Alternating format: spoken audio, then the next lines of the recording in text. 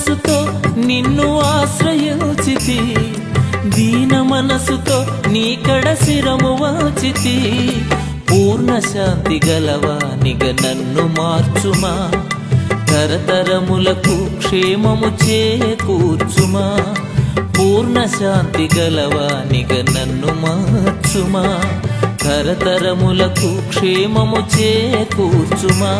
నా మదిని కోవెలగా మలుచుకోవయా, నా హృదిని రారాజుగా నిలిచిపోవయా.